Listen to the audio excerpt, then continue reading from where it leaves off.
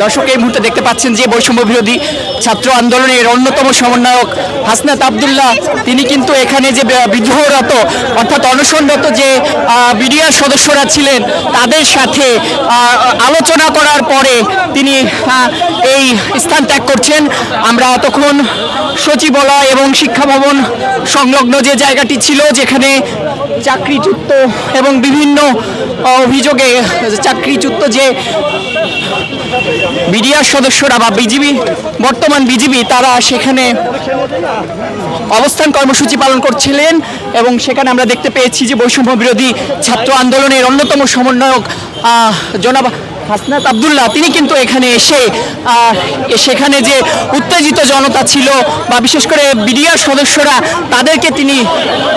বোঝানোর চেষ্টা করেছেন এবং এই হচ্ছে অবস্থা আপনারা দেখতে পাচ্ছেন। এই মুহূর্তে হাসনাত আব্দুল্লাহ এবং মাহিন সরকার এই সমন্বয়ক দলের নেতৃত্বে কিন্তু এখানকার যে ছাত্ররা অর্থাৎ বৈষম্য বিরোধী ছাত্র আন্দোলনের যে নেতারা ছিল তারা কিন্তু সামনের দিকে এগিয়ে যাচ্ছে। আপনারা নিশ্চয় জানেন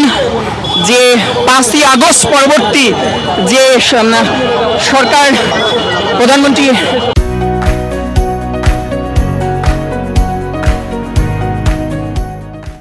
বিগত যে সরকারের যে প্রধানমন্ত্রী ছিল শেখ হাসিনা চলে যাওয়ার পর থেকে কিন্তু বৈষম্য বিরোধী ছাত্রদের নেতৃত্বে যে নতুন দেশ এবং সরকার ব্যবস্থা পরিচালিত হচ্ছে সেখান থেকে এই যে সমন্বয়করা এই যে মুহূর্তে দেখতে পাচ্ছেন যে একজন এসে তার দাবি পেশ করার সাথে সাথে তিনি মাটিতে শুয়ে পড়লেন এবং হাসনাত আব্দুল্লাহকে দেখানোর চেষ্টা করছেন যে তাদের আকুতি মিনতি করে তাদের যে দুঃখ দুর্দশা সেটি বোঝানোর চেষ্টা করছেন। এই মুহূর্তে আপনারা দেখতে পাচ্ছেন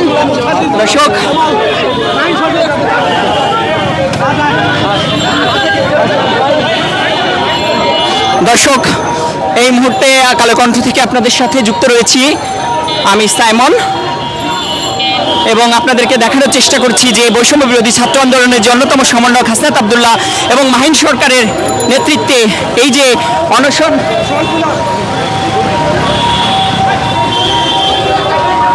আপনারা নিশ্চয় দেখতে পাচ্ছেন যে হাসনাত আব্দুল্লাহ এবং মাহিন সরকারের নেতৃত্বে কিন্তু সকলে সামনের দিকে এগিয়ে যাচ্ছে। এই হচ্ছে সর্বশেষ অবস্থা আপনারা নিশ্চয় দেখতে পাচ্ছেন।